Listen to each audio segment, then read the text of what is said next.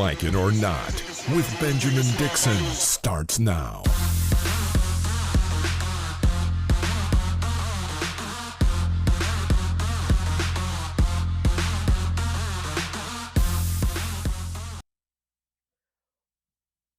Welcome to Like It or Not, where we're free to tell the truth and not care who doesn't like it. We begin this morning in a suburb near Minneapolis, Minnesota, where protests erupted overnight in response to Brooklyn Center police shooting and killing 20-year-old Daunte Wright. Now, Brooklyn Center, again, is a suburb of Minneapolis, Minnesota, the very same city that is the epicenter of the Derek Chauvin trial, the police officer who shot and killed George Floyd.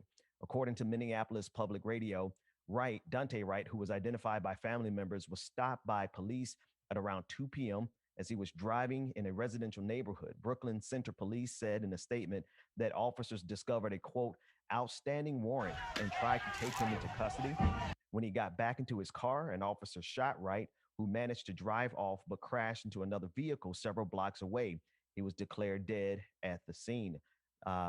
Katie Wright, the mother of Daunte Wright, spoke to reporters about what she knew of her son's death at the hands of police officers. Let's take a listen in.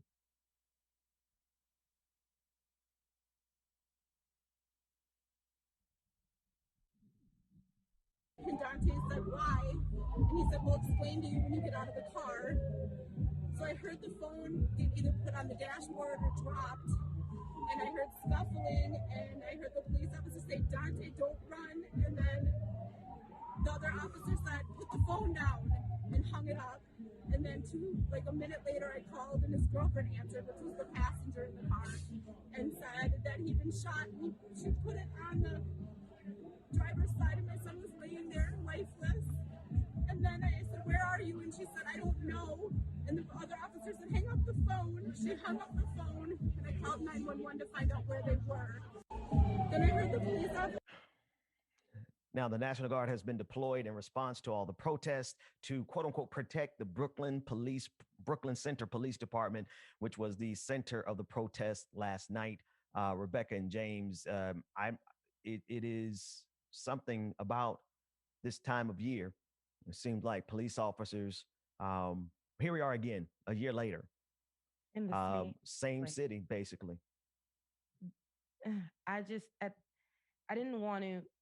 When I did see the story, I'm like, wow, we have to start off our show discussing something that we've been dealing with already, that we always seem to deal with, that we always seem to run back into, that we always seem to like clockwork. It's ridiculous, and I couldn't read the full story because I already knew. You read it like it was something we read before, because it is. You read it like this is something that we covered before, like this was one of our scripts or our readers that we've read before, because it actually is. This keeps on happening. And I know people are going to say somewhere down the line, we know what we're going to get. We know what we're going to get. We're going to get the fact that people are saying, hey, he was resisting arrest. Hey, he was running. Hey, so that means that the officer had to kill him. So I don't know. I didn't want to read much on social media about it. I already saw the people taking to the streets. Mind you, this is a city that's already dealing with George Floyd and the trial right now. And so this is not new to them either. They're out there. They're like, okay, listen, we're ready for this. We're going to burn this city down for every time they take a life. Every single time they take a life. And I have no issue with that. But it's when does it stop? This is the same question that we ask all the time. When will it stop? Will it ever stop? Like, what do we have to do? It's protests aren't enough, but the protests are understandable. The rioting doesn't seem to get their attention, but the rioting is understandable. And I don't care what anybody says. I'm not going to sit here and complain or cry or badmouth or talk down about people who are in the center of that terror, and their expression of their anger turns into rioting. You shouldn't have killed the man, right? A traffic stop and an arrest warrant should not end with someone's life being taken. But over and over and over again, we see that that's the case. And James, it's like clockwork, man. It's like every year, I mean, it happens all year long, but there's something about going into the spring and the summer. It's almost like clockwork. You can almost guarantee these police officers are going to start killing people every single year. Here we are again. Yeah, it's starting already. You know, May, June, July. Those are the 3 months. So I really have nothing to say about it, bro. It's just like another Monday, another black man shot. Wow. Exactly. It should not be so normal. Like it should that. It like shouldn't because it's the truth. You saying like you have nothing to say about it, but it's because we've said it all before, and it shouldn't be as simple as Monday rolling back around, and it's like another day, another dollar, another black man shot. We got to work again. Right. We got to desensitize ourselves to this. We got to shut ourselves down in the next 3 days, and then be back on this after that. So it's right. And that's the thing. It's like we have said it. There's no more analysis that needs to take place. Police officers kill us. And anybody who can't admit that or observe that or testify to that, you don't want to see it. It is part and parcel of the black experience in this country. You get pulled over by the police. Hell, you don't even got to be pulled over. You could be sleeping in your house. Mm-hmm. And they come in, no knock warrants, and they kill you. Yes. And it's because there's a level of and again, I'm getting ready to say the same thing. You can listen to every single episode of mine over the last 6 years, and it's the same analysis. They have dehumanized black people in this country. Yeah. They have dehumanized us, and they are so much quicker to pull the trigger on us. Now, this isn't to say, because one of the worst videos I ever saw of a police shooting was the young man, and his name escapes me because there's so many, but this was a white man who was on his knees in a hotel lobby, pleading for his life, begging, and they killed him anyway. They executed. The man was on his hands and knees. So this isn't to say the cops aren't killing white folks. I'm saying white folks, y'all should be just as mad as us because they would kill you just like they would kill us, but they're quicker to kill us because of the history of dehumanizing black lives in this country. They have no qualm. They have no hesitation, no reservation. And now this 20-year-old young man is dead. Yeah. Young man. Because he went back to his vehicle. Daniel Shaver. Daniel Shaver is the name of the white man who was killed in that hotel hallway. And it's just one of the most, it's a police state. Rebecca, I'm sorry. I just want to make sure I put his name right. It came to me. Daniel Shaver. We live in a police state where they will execute you on your hands and your knees. But if you're a black person, they'll execute you while you sleep. Go ahead, Rebecca. And then they'll execute you while you just go back to your car. They'll execute you while you're asking for help. They don't care. They just do not care. And the name that we got to talk about now and today is all these names. Like, you said there were so many, and especially with the black ones, like we there's so many names, right? Yeah. They become hashtags. Some that didn't even get to make it there before hashtags were a thing. Yeah. So today's name is Daunte Wright. And unfortunately, I hate to say it, we will have another name because it's just like they don't care. This boy was 20 years old. 20 years old. No threat, no gun. His mother had to listen to him take his last breath. Like that, you know what I mean? Like, understand, there is trauma all around here. And I know that when people hear, see, and watch it, that's why I could not, I saw the story. I knew that we had to cover it this morning, but I could not go in depth yesterday evening, or I wasn't going to sleep. I wasn't going to sleep. Absolutely, this is going to be Rebecca. something that kept me up. You know what I mean? Like if we go into it and we delve into it, and I know that we have to because it's our job, but I had to make sure that I was able to get on today's show and not be so triggered. But imagine the mother that had to get on that interview and talk about that.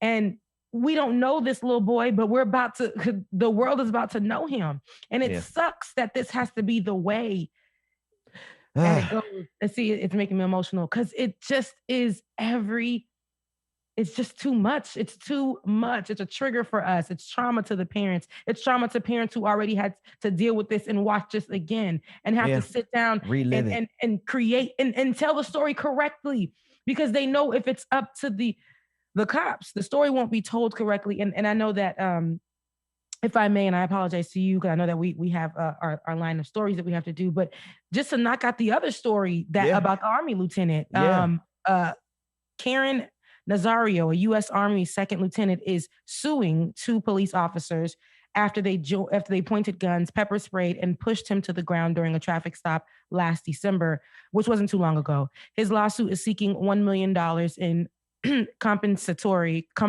damages, claiming that the 2 officers violated his First and Fourth Amendment rights. Before we take a look at this video, the reason why I brought that up, because the narrative that is being told, excuse me, the narrative that's being told by police officers are always going to be wrong. Or when they're doing something wrong, it's always going to be wrong, because if we look at the video, the narrative doesn't match. Right. The story that they're trying to tell does not match. This lieutenant is sitting in his car and he literally is doing nothing, afraid for his life. And let's just roll that video so that we can see. I'm actively serving this country, and this is how you're gonna treat me. I didn't do anything. Whoa. Video released by U.S. Army Lieutenant Karen Nazario's attorney shows the moment the soldier in uniform was pepper sprayed in the face with his hands raised after a traffic stop turned violent in Virginia last December. Watch it.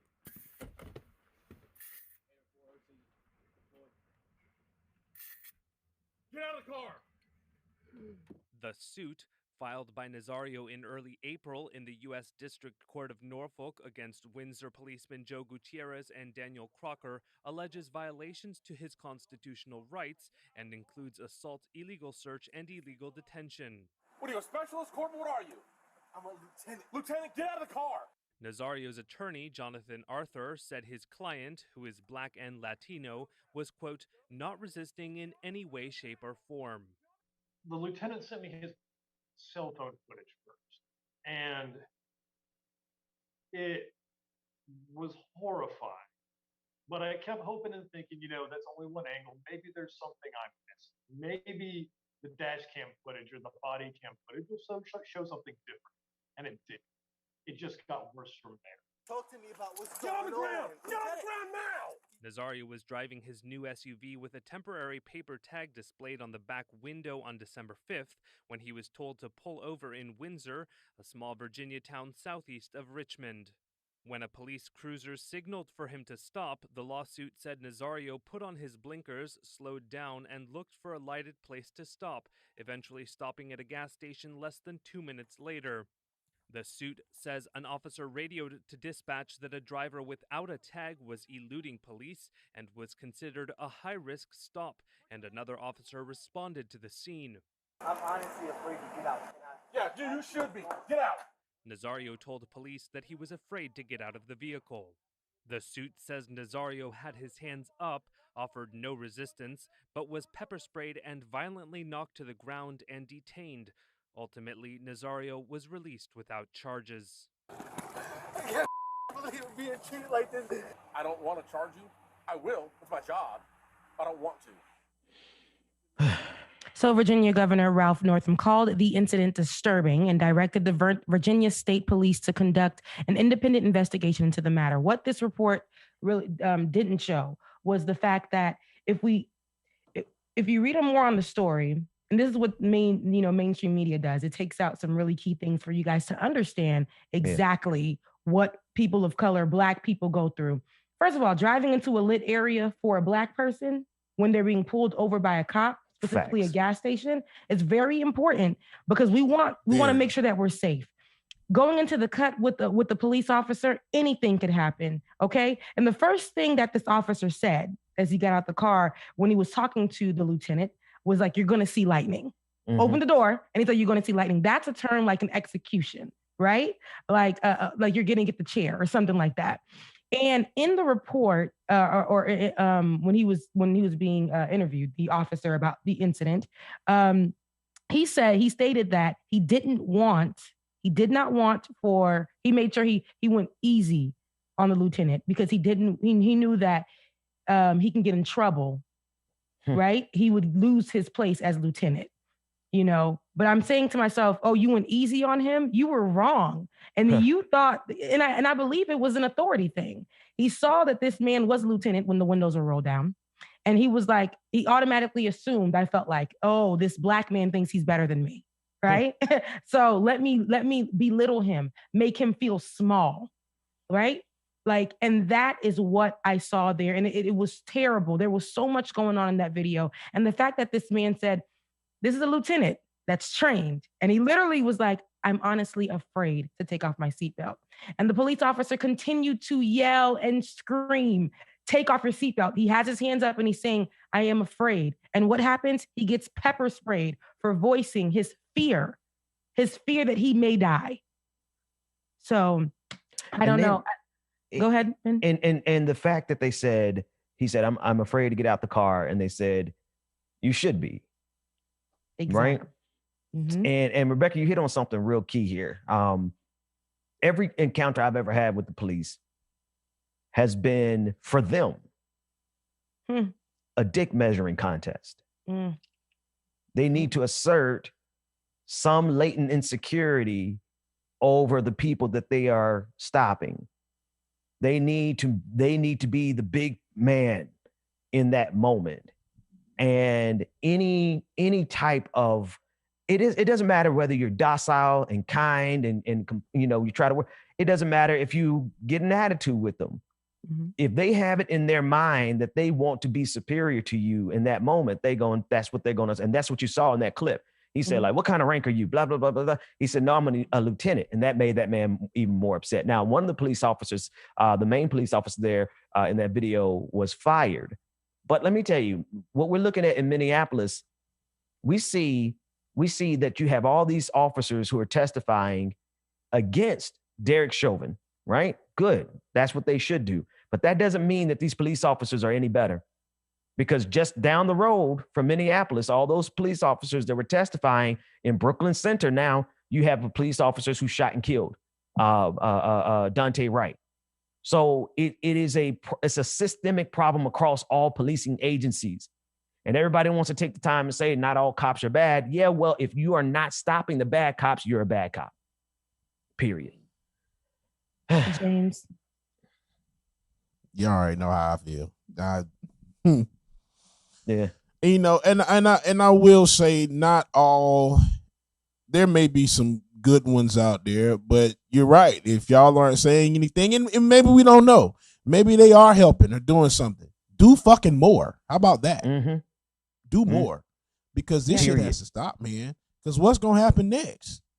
Yeah. I got a 20-year-old nephew, man, that I'm scared to death of going out, because Buddy has wild hair. And even though he looks like he's mixed race, he'll be the first one. As you see, they don't care how the hell you look.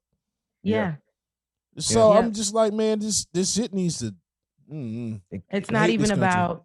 You made a good point. I mean, as long as they see a sprinkle of color in you, or assume, or you show some kind of you stand up for yourself, right? Yeah. Period. If you do anything like that, they are going to make sure they make you feel small. And don't be a black person. I mean, they'll do that anyway. They abuse officers, abuse authority for some reason. And it's not only officers, it's people in positions of power. We see that. Mm-hmm. But as we cover this right now, officers abuse authority. I remember being a 12-year-old little girl. My neighbors called the police on us and said that we were breaking into our own home. I walk outside for the mail. I'm 12 years old, getting the mail. I see planes or whatever in the sky, and I'm like, what? I'm looking up, and it's the sheriffs, and I'm like, what? Why are they up there? And they're flying so low. Then I look in the trees, and I see officers with their guns drawn on me. Then they walk over to me, put their gun on my back as a 12-year-old little girl, and told me to call into my home. Do I live there? And call into my home for all my brothers to come out, and had us all on our knees in the front of my house in handcuffs because my white neighbor believed we didn't live there. And because I told them we live here, and my dad told me, do not speak to you guys. You guys are scaring me. They made me feel even smaller as a 12-year-old. So if they can do that, okay, if they can shoot a little boy for playing with a BB gun, if they can, anything like that. These people, the officers get into these positions and they just believe, okay, I'm king, I'm the boss, I own everything. Nobody can speak to me with disrespect because I did my 1 year or whatever to become an officer. Yeah, I wish it was that long. It's not even that long, but you're right. You see what I'm saying? Like, so I deserve and I'm warranted respect. So it's just all around. So I'm pretty sure when Daunte Wright looked at these officers and said, I might lose my life if I go with these officers. I can see how they're looking at me. Let me go back into my car. Got shot. Because that's what officers believe is a threat. Somebody walking away from you. And what rips me apart, Rebecca, is that he called his mother and said, I'm getting pulled over. Yep. And then the next thing she finds out is that he's dead. I am, James, and everybody, anybody who has Black children or Black nieces and nephews, we're terrified of our children going out into public, especially without us. I never forget, I got pulled over by this one cop. And this was a Black cop. Oh, dumbass looking. Anyway, this dude pulled me over and had literally no reason to pull me over. First thing he did was tell me to get out the car. And I had my kid, my son, my oldest son, he was newborn, and my wife was in the car. And he told me to get out. I'm like, why? And he said, don't ask why. He said, get out the car. And Jada nudged me and I got out. And he took me to the back of the car. And you want to know what it was his tone. It was his power. It was all control. But you know what he pulled me out the car for? What? Because I had an outliner on my tag. You know how you have the little overlay? Yes, and he said, I can write you a ticket for this right now and you would have to pay it. And I'm like, did you seriously do all this in front of my wife and my kid? And I didn't say it to him out loud, but in my mind, I'm like, because at that point, anything could have happened. But it's just the smallest things. These cops are sitting on the side of the highways like vultures, ready to prey on somebody over the smallest thing. My tag wasn't out of date. My license wasn't suspended. Nothing. Just the fact that I had an overlay cover on my tag. And that could have escalated had I done anything to assert my dignity above simply asking why you want me to get out the car, because that made him mad. If I had said anything else above that, I probably would have been arrested. Yeah. For resisting arrest. Yes. And they are, because these officers really think that they are above everything. They'll be the ones to turn on their lights and go way past speed limit just because they do not want to be at the stoplight. Exactly. Then they'll be the ones behind you when you are, because you know when cops pull up behind us, we're like, please don't pull us over, please don't pull us over, please don't pull us over. And we're keep looking in the back, and then we're driving the speed limit below the speed limit. They'll be the ones that keep flashing their lights at you, like, move the hell around. Exactly. Move the hell around. And these people, it's just too much. It's like, what are they trained for? They're trained to kill. Yeah. They're not army men. They're police officers. They're supposed to be to protect and serve us, yet they walk around like they trained to kill. That's it. Yeah. And Black folks, when they see them, they're like, hey, this is target practice for me. And I know that I can get away with this. And I know when I go, and the way that officer, with the words that the officer said in that report was like, I was doing him a favor. I made sure that what I was going to do was not report this and let him just go. And if he lets it go, I let it go so that he wouldn't get in trouble when he goes back as an Army lieutenant, that he wouldn't lose his position. So, and I hate this happened, because I sent something in our group telling everybody to check out this 30-minute film on Netflix called Two Distant Strangers, and it's about a cop killing a Black man. He gets killed, gets shot, and wakes back up every day and just repeats that same moment. Oh my God. Look at how the movie is.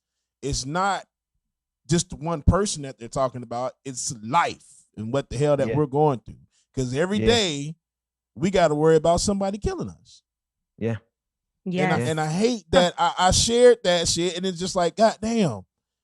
Dude, that was just this weekend. I just shared that a couple of days ago. Like, here it is Monday. We're talking about this shit again. Yeah. Yeah. Yeah. Yeah. Like and clockwork. And even the video of the lieutenant, right? And I shared that. I'm Right. like, yo, this is crazy. Like, we got to cover this. And then for us to have like all of this to have to cover the triggers, the trauma, the constant us constantly having to go out and risk our lives, not knowing that because we're protesting, will we be shot down today? Will we lose a tooth or an eye or whatever because they're deciding to tear gas us or throw rubber bullets at us because we're fighting for justice for somebody that we know most likely will not get justice? Yeah. Yeah. I know one thing. They better find Derek Chauvin guilty. They better find that. The thing is, we are just like the videos, Ben, that we just saw of the lieutenant, getting dragged. And that man at the end of, before we get there, that man at the end of that video, that we didn't see that, he literally was crying, y'all. That made the officer excited to me. Like when you see the video of the lieutenant getting pulled on the ground, he started to cry and say he didn't do anything. And that broke me, the way he cried like a baby, which reminds me of George Floyd crying. It's like they break you down. They break you down like that and they find joy in it. And they will have their knee on your neck as you cry out for your mom. And they will literally restrain you as you begin to cry like an infant child for your life. Because they want to, you said they want to break us. They want to break the people. They want to break you and make you small. But even though we have seen it, it's so crazy that we're saying, if we're going to find Derek Chauvin, the murderer, if they don't find him guilty, but we've seen it on camera, there was more than enough evidence, more than enough witnesses, more than enough experts that we've heard, and we're still being dragged through this whole thing that literally are saying this man is guilty. But the way our justice system works, for a black man, it would have took a day. For this white man, they're giving him opportunity after opportunity after opportunity. Oh, yeah. Yeah. Because they're going to drag that out. Because after last week's testimony from that physician, I'm like, bro, there's no way in hell you can come up here and ask this man any more questions. You think that you're going to change something. Right. Bro, if y'all find this man not guilty, bro, or quit him, bro, burn this. Excuse me, y'all, I gotta say it. And Mama, I apologize. Burn this motherfucker down. And that's burn it down. It's on period, because if it wasn't the video that told people, a video, which we never used to have. Now we got video. If it wasn't the video that did it, if the video from every single new angle that they showed, because it was only one that we needed, but we had it from every angle. And if that was not enough, the expert getting on there and telling y'all, the physician telling you guys that man died from a knee to the neck. Okay? If that's not enough, I don't know. I don't know, guys. They really make it that hard for us. No matter what new technology that we can come out and say, hey, we got it. They're going to start killing black folks because we got them on camera. Now they find a way to drag it out like this. It doesn't matter if it's on camera. It doesn't matter what we can do. They will still look at you in the face and say, there's more to this story than what you've seen and heard on video, moving pictures from every angle. There's more to the story. Regardless of all the witnesses and everything that saw it, we're still gonna find a reason. The real question is America going to protect America or white supremacy? No, white supremacy. They've been doing. They're going to protect. They're going to put. Because here's the thing. Now, it is. You both are correct, but we're talking about like the entire empire here, like the entire military industrial complex, the war machine, all that, the thing that makes people trillionaires almost, like the amount of defense spending that we spend. Like, that's what I'm talking about, because what is at stake here is how much will this country protect white supremacy at the risk of this country crumbling underneath the weight of white supremacy. Because like you said, James, people not gonna put up with this. They let Derek Chauvin get off, they may as well call it a wrap, because they're gonna have everybody in the streets. So the real question is are they going to prioritize whiteness or this country? And what they've done for years is they got away with it because it was one and the same. But now we're at a place in American history where whiteness is saying, no, we don't care. Look at what happened on January 6th. January 6th was whiteness challenging America. Well, they need to understand something. Every time these police officers kill a black person, it is whiteness challenging America. And if they keep playing with this, they're going to see exactly what white supremacy is going to cost them, because it's going to cost them the entire American democratic experiment, because we're not going to put up with it. We just are not. Anyway, before we call for a full-blown revolution, let's take a little break. Let's catch our breath. And when we come back, I don't imagine we're going to get off of this too much, but more likely than not, after this. It was just a misunderstanding. Good morning, everybody. Welcome again to Like It or Not, y'all. Here's your boy James Williams, DJ Exclusive, y'all. We're gonna get into some of this music right quick and get y'all jamming this morning, y'all. Make sure that you hit the Patreon, join the Patreon, patreon.com/like it or not, patreon.com/like it or not. And make sure y'all stay tuned. Next break, we are going to get you some of our new Patreons and read those off to you, y'all. So stay tuned. More Like It or Not is coming up. Make sure that you hit that like button, comment, subscribe. And good morning, Mama. Good morning, Sensation. Miss Martha, good morning. Good morning, Esther. Martha, that movie was called Two Distant Strangers on Netflix. Two Distant Strangers on Netflix. Everybody needs to check that out, man. Brother Chuck Diesel, good morning. Good morning. Brother Goku, Fairy Girl, good morning, man. There you go. I appreciate that.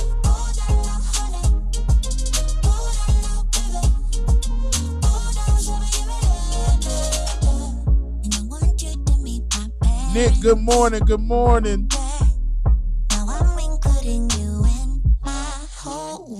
Infinite Content, what's going on, brother? Good morning.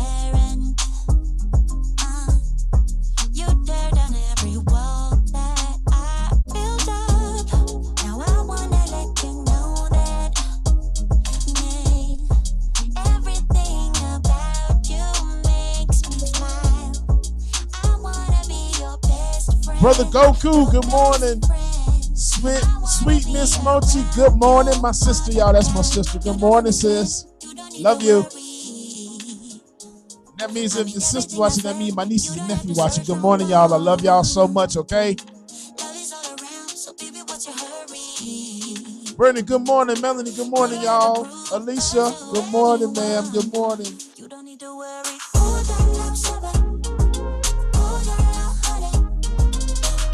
Savage Sweetheart, I watched the first 3 episodes of them, and I don't know if I like it or not myself. It was, especially now of everything that's going on, I don't know if I too much care for it right now. Environmental Coffee House, good morning. And the Heart, you are absolutely right. Tiger Cat Sunny, thank you for your super chat. Says, I don't know about y'all, but it's so common in Virginia to have your tags taped in the back window like that, especially on I-95. It's like 1 out of every 7 cars. Not of that was necessary. None of that was necessary. I got you. Thank you again, Tiger.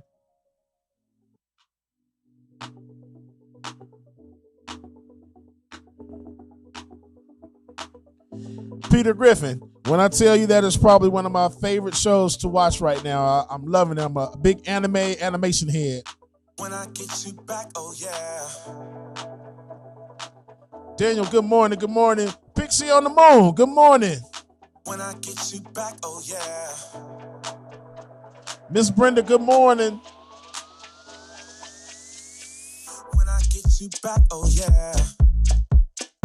I promise you'll never leave me. Good morning, everybody. Make sure that y'all are hitting that like button. Hit that like button, y'all. Share, comment, subscribe, so you know when Like It or Not is going down, y'all.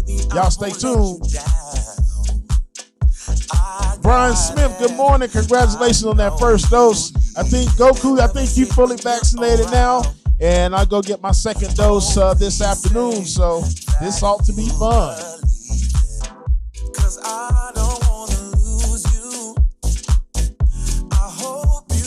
It's Truth the Dragon. Good morning.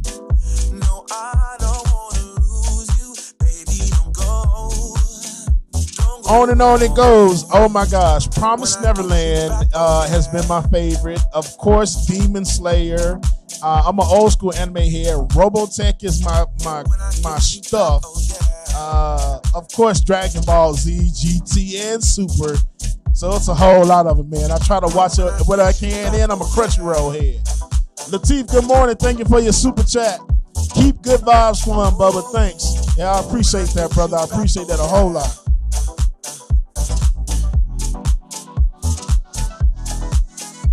Fair girl, I appreciate that. Oh, Goku, thank you. And that's what I'm scared of. They said that the second dose is like the one that's gonna really hit you. So that's why I'm getting it today. So tomorrow, if I need to call off work, then I'll be all right. When I get you back, oh yeah, I promise you'll never. Thank you, Rebecca. I appreciate that.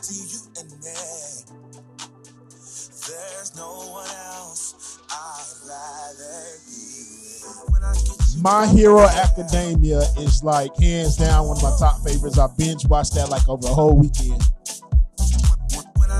You know, Naruto, I still have to look at it. I haven't watched the full thing, so I gotta get up on Naruto. Death Note, seen Death Note. Bleach is my good one as well too.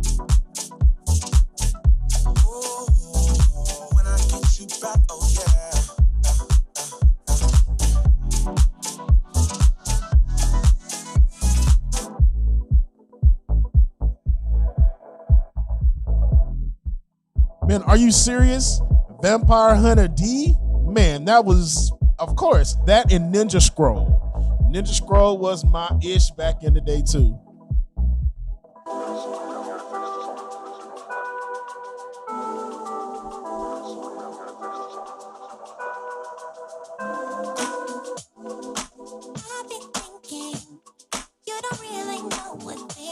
You know what? What I'm going to go ahead and do, I'm going to go ahead and get this patron list read to y'all. Let's get our new patrons taken care of real quick.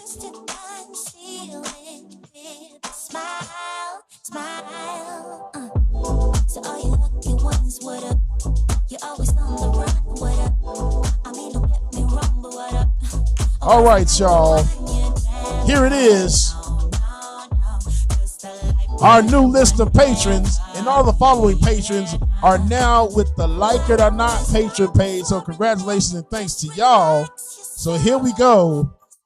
New patrons.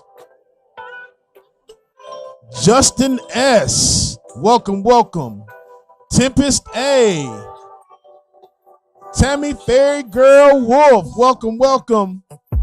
Evie. Come on, Pokemon. Welcome, welcome. Paul H, welcome to the fold. Savage Sweetheart, welcome to the Pride. Savage Sweetheart, all. DF Barnwell, welcome. DF Barnwell, welcome. Deanna M, welcome, welcome, ma'am. Trevor P, welcome to Like It or Not. Sarah M, welcome, welcome. Melanie G, welcome to Like It or Not. Cameron M, if I haven't said your name already, I think I just said it. Welcome, welcome. And also we have a few BPD patrons as well too. Tammy Fairy Girl Wolf joined both of them, girl. Thank you so much. We appreciate that. Brandon W, welcome, welcome. Eric D, Justin R, Russell M, Kirk G, Brittany B, welcome, welcome. And the following two people, S Brown and David T, they actually increased their membership level. So welcome, welcome, and thank y'all so much again. We appreciate y'all. We are one step closer, Rebecca, to getting freedom.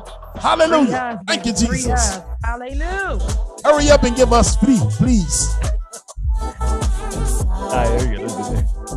Let's get there. Hey. Hashtag free us.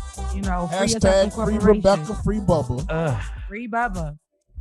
Yeah, man. Yeah, I had to get y'all a little music, man, just to brighten up the soul. Oh, no. Because I know we got a whole lot left. You saying everybody's name too, you know? Like Brittany B, welcome. Savage Sweetheart, welcome.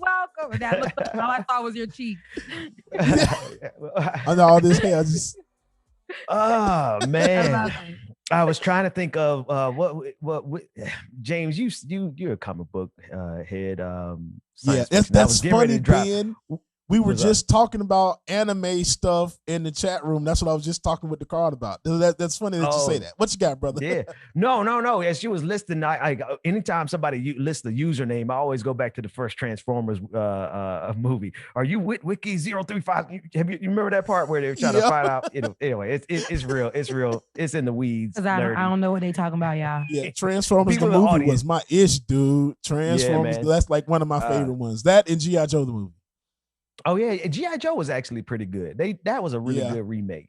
Now somewhere around Transformer 18, it was like, okay, it's enough. Y'all need to stop. Like it just kept going and kept going. I'm like, enough's enough. Anyway, man, it is. James, thank you. We appreciate the work that you do, man, because it brings us back from the brink, man. Because it's a lot. It's a lot sometimes. So that said, we talked about DMX on Friday, and that was before we knew, even before he had passed. And we had a moment to reflect on him on Friday, but I think we should talk about the man a little bit. We got to do it right. Yeah. We got to do it right. So DMX, a famed musician, he passed away on Friday. According to a statement, let me say that again. DMX, a famed musician, a great artist, a great poet, a great father, just a great leader. He didn't even know it, but he was a prophet. He passed away on Friday, according to a statement released by the artist's family. We are deeply saddened to announce today that our loved one, DMX, birth name Earl Simmons, passed away at 50 years old at White Plains Hospital with his family by his side after being placed on life support for the past few days. As we know, that was last week. DMX had been hospitalized for over a week due to a heart attack. So as we commemorate him here on Like It or Not, we wanted to show him in how we remember him and in how we were even shocked from little gems that people were dropping all over social media. Yeah. I know you guys were shocked. It was like, that was, wow. That man was everywhere. It was great. Here's one. We're going to start with this tweet. Here is DMX one summer evening in 2003. Someone said, I was walking by Lincoln Park High School in Chicago and stumbled upon DMX, who was by himself racing. It's having the time of his life. Pure joy. It was a surreal experience. Rest in peace. And this picture was posted in response to the tweet, DMX holding a remote control. We can't confirm that this is the same date, but there are many pictures online showing DMX playing with remote control cars and helicopters. Kid. Yes. I just look, I absolutely love to see him like that. Look at him. Like a big kid. Yeah. So the next one, this next one,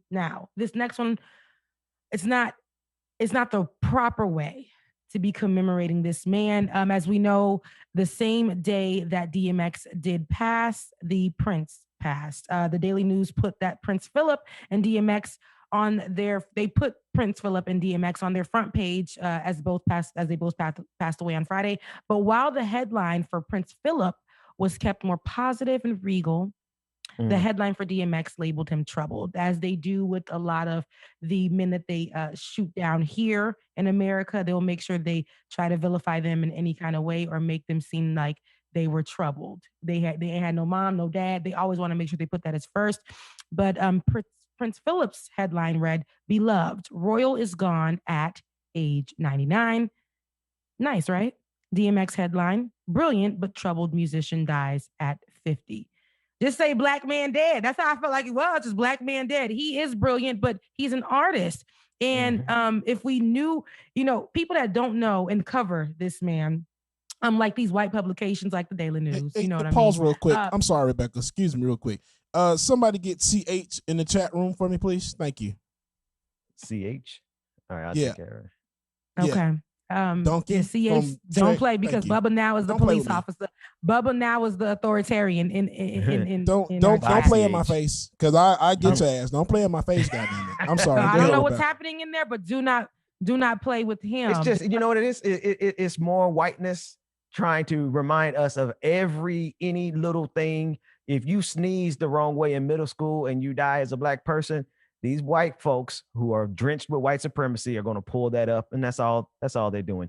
They are here for no other reason but to try to snatch away the amount of people, the joy from the amount of people who have so many wonderful memories of DMX. So okay, I forget. So yeah, go ahead, by Rebecca. CH. No, it's fine. So just like the Daily News is trying to do, right?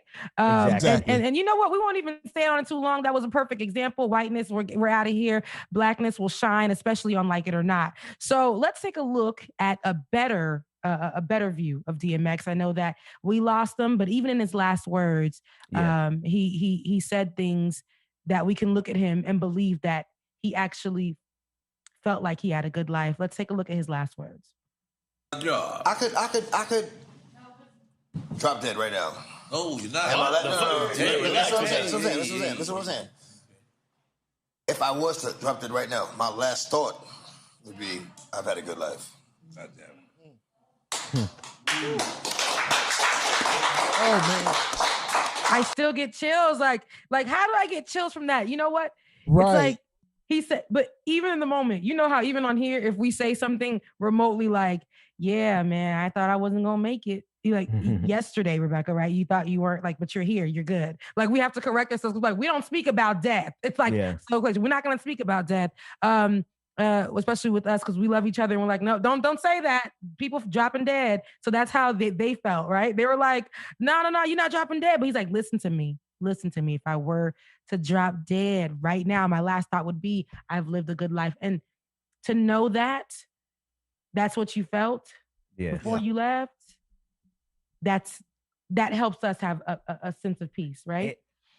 Go ahead, Ben. And that's what all these stories that people are sharing show, right? All the stories that people are sharing shows that he not only had a good life, but he was a good person. And he showed he was never too big. Like this was one of the biggest selling artists of all time, hip hop artists of all time, but he was never too big to spend time and show compassion and love and be a part of the rest of our lives. And that's why so many people have so many pictures of him, because he took the time to be a human. Go ahead, Rebecca. No, he took the time to be a human. And it's funny that you say that because there's a special Rough Riders special on BET. That's about all the Rough Riders and how they became. It was particularly DMX's portion that keeps you captivated and glued to the television, because it shows him how he got introduced to drugs, or his story about how he got introduced to drugs. And that was from another musician or artist. I think it was his manager or something. Yeah. What was his name? I think it was a manager or somebody. Yeah, it was something like that. And he said he looked up to him and he was introduced to drugs that way. And he said he just couldn't believe that.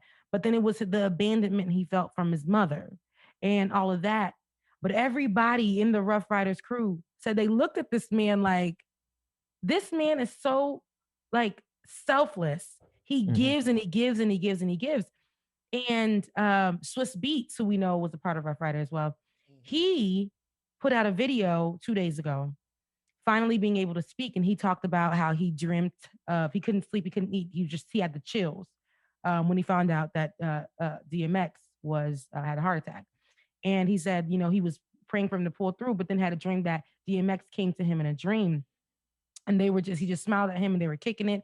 And he hugged him, but didn't say a word, and then just kind of walked out. And he looked back and gave him a smile. And he said that's how he knew that his brother was in peace and that he was going to go. And then, and then he was in tears on the video. And then he said, DMX, I got to let people know the truth. He would go to jail for peace.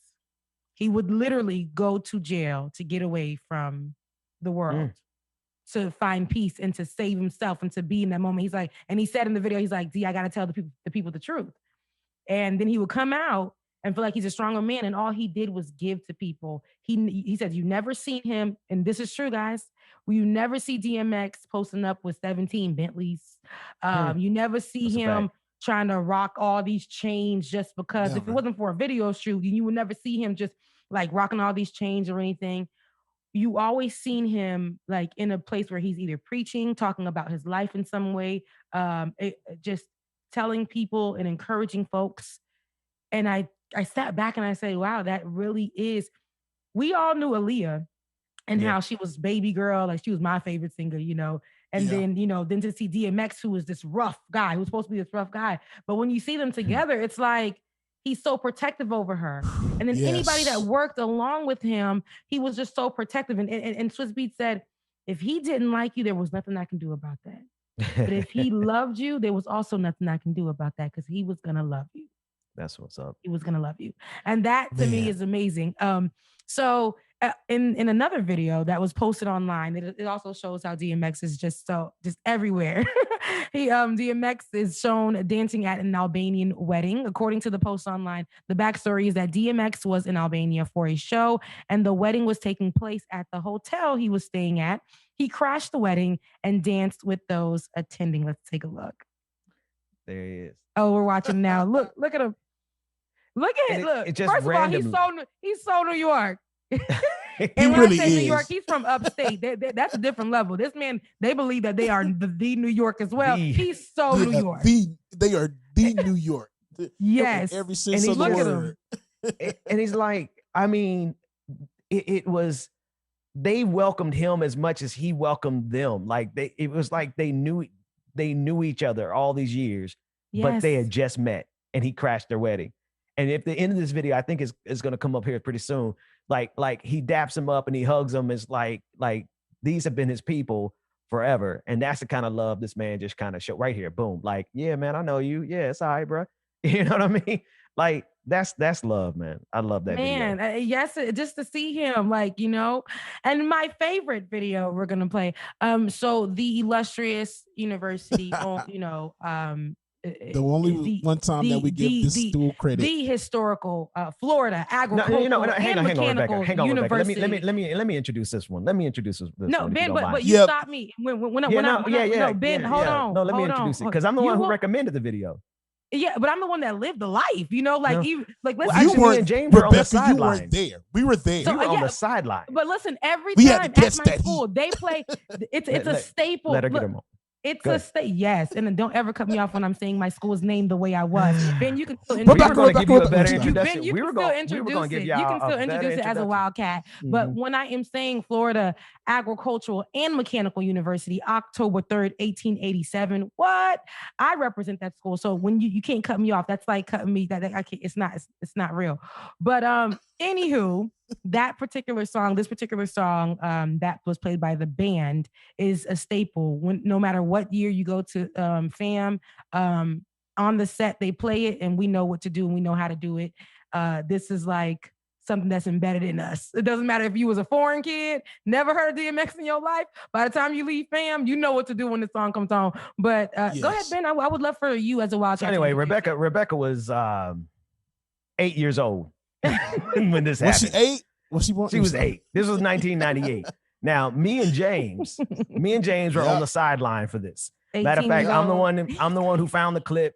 I found the clip and I sent it over for us to do it because I want everybody to listen to a stadium filled with 90, I don't know, maybe 80,000 people. Like 80,000? 80,000 people. And I want you to listen to how they started singing this DMX song.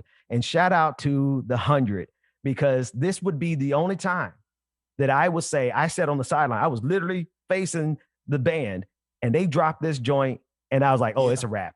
They murked us.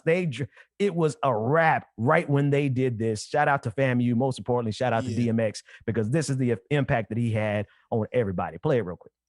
Yes. 100, surpassing your expectation for music and being the best.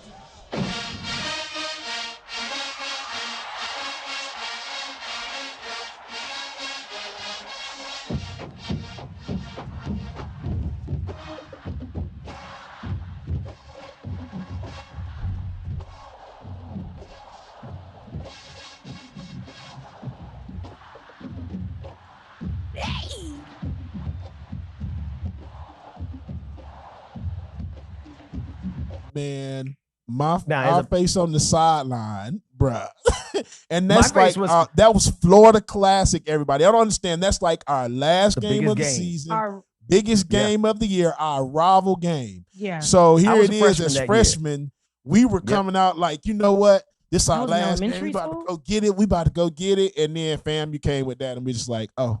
It was a wrap. Well. It was a wrap It was because like, oh. I had never heard 90,000 people screaming the same thing at the same damn time ever in my Singing life. it. Yep. Everybody. I mean, hell, I was on the sideline when they played that. I threw my whole. I was like, stop. It didn't matter who you were, where you were. Everybody felt that moment. And that's because that's the Rough Riders anthem. And that's the Rough Riders amazing. anthem, and that's what that is something that gives you you feel gritty, but at the same time you feel like you want to do a line dance, and at the same time you just can't control yourself. Like you want to grab your partner by the neck and just be like, hey, it's just that feel good kind of song. And FAMU, that's one of our, like I said, that literally when you go to the set, if there's any functions, the DJ will be like, y'all already know what to do, and then he drops that beat, and everybody goes, hey. That's literally a staple at our school. So you still could do it like you can still, James, and you could testify to this. You can still play that cut today. Yes. 20 years, 23 years later, and everybody's gonna stop, shut them down. It's funny. Open up shop. In the documentary for the Rough Riders, at first he didn't like that beat.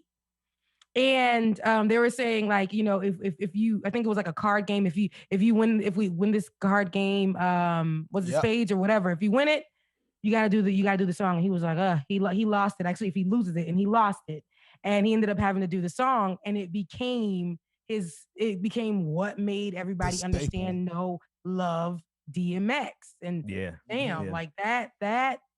I'm glad he didn't pass on that song. And I'm glad that because of that song, he was able to show everybody his real. Everything.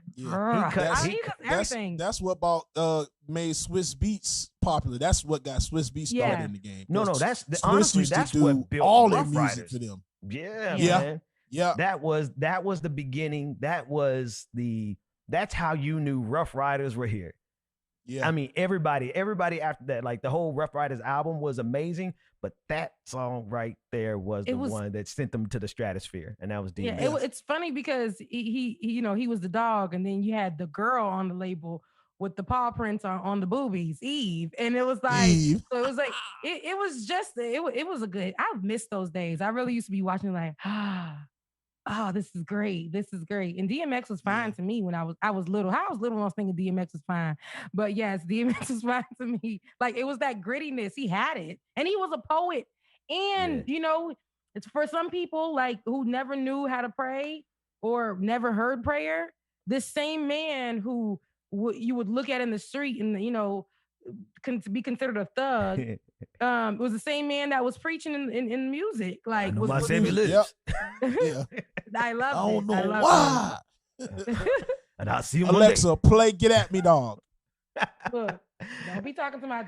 Oh man, listen, we got a lot of we got a lot of stories that we are going to cover. But today is obviously a different day. Considering everything we had to cover out of Minneapolis, out of Brooklyn Center, as well as what's going on in Virginia, the police shootings all over. I mean, but more importantly, it's an important day because we're here with you and you're here with us.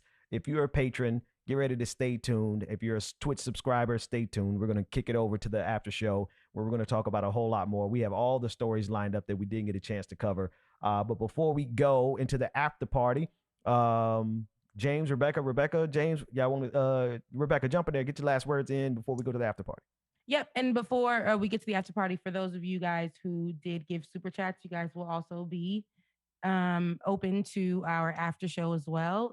David will be sending you guys the link, and you guys just keep your heads, try to keep. I know it's a lot of news that we didn't get to, but that's because we had these major stories, and I want you guys to make sure if you can today, put yourself in some kind of form of self-care, because I know that this may get heavy as we continue to go on and we view and see these protests begin to take it, because they already took place. So they already started to take place as soon as the word got out about Daunte. So please, if you can, make sure you guys take care of yourselves mentally as we take on these stories. And I love you guys, and I mean that. It's Monday. Yeah. Don't let the Mondays be a thing. Don't let the Mondays be a thing. Don't let that, that idea of, oh, it's just the case of the Mondays. No, let's start changing that. Make Monday great in your lavender or whatever you got on today. I love you guys. Mean it. And Rebecca, I'm glad you said that, because when I was making my coffee, I was just like, I leaned over the sink, like, oh, it's Monday. But then I was like, you know what? I gotta change that thinking. You know what? Don't think about it like that. It's Monday. Yeah. Okay, cool. Let's get this Monday. Let's get it. Another week. Thank you, God, for life. Another week. Exactly. Yeah. Same thing what Rebecca said, y'all. Love y'all, mean it. Y'all make sure that y'all stay tuned. Thank you again. And if you missed the patron party, you missed a hell of a good one. Oh, did they ever? Oh, shout out to I fell asleep after work and I missed the whole patron party. And then it was like, what, 2 a.m? Ben and Bubba talking about something. Girl, come on in. I'm like, first of all, the bonnet is on. It was like 2 o'clock, wasn't it? I'm like, come on. And that's what I was just about to shout out. Industrial Arts from Denver. Yeah. My God, bruh. Shout out to you, man. He just sent the super chat as well, too. He made a like it or not metal artwork sign, Rebecca. He did it on the fly. Why I didn't see it? He did it on the fly. Actually, but let's do it like this. Industrial Arts, I need you to send a picture of that to David at easton42nd.com, and so that we could put it on the screen in the after party, and then we'll share it on the screen in the main show tomorrow. But our brother, like, he came to the party, and all we saw was like just, flamethrowers just doing work, you know what I mean? And then next thing I know, he turned around and it was a whole ass like it or not. Now, can we get it? When are we getting it? Why? Exactly. It took like Ben 30 minutes to figure out what it was, but I was just like, Ben, you don't see it, Ben? Well, I literally couldn't see it. I couldn't, because I didn't know what I was looking at. No one sent it to me, though. No one sent it to me. Well, we don't have a picture of it. We didn't get a screenshot of it. Why didn't I get a video too? Why did you guys see it on video and I didn't? Because you didn't show up. That's why. You didn't. Because you was outside the club and you couldn't get in. You guys are bullies. But I was there. Believe it. I partied until 2 o'clock in the morning. Y'all know my old ass. I be sleeping at 8:30. Ben made the whole party. Stayed to the end of the party. Ben was twerking. Yeah, we did. Oh yeah. We set it up a little bit. We did. I felt a little something in my knee the next morning. So yeah. Definitely. I don't have mega knees. I got Bertha knees. That's a guy like. My mama's name is Bertha. Oh, she got knees. Oh, well, see, I got knees. I got knees, but they just I got Gwen knees. Gwen and had the knees replaced, so I got Gwen knees. Love you, mama. It was great. It was great. Shout out to S. Minch for the super chat before we get out of here. Read that. You see that one, James? Yeah, it says, I got 2 of them, actually. Oh, actually, Teresa Washington sent 5, and also Industrial Art. Shout out to the brother. And also, S. Mitch, good morning, y'all. Today is a great day because Charles Booker just announced his exploratory committee for Senate in my state of Kentucky. It's good to hear. That's what's up. That's good to hear. All right, James, take us out of here with some music. We're going to go over to the after party, patreon.com/like it or not. Or if you're a Twitch subscriber, you can get it there. And if you are a patron of the Benjamin Dixon Show, you already have the link. We'll see you guys at the after party. See you in a few, y'all. I know the laughter and the pain. Will I ever love again? I don't know if I can take it anymore. So I stay here and hold my heart when you walk out the door.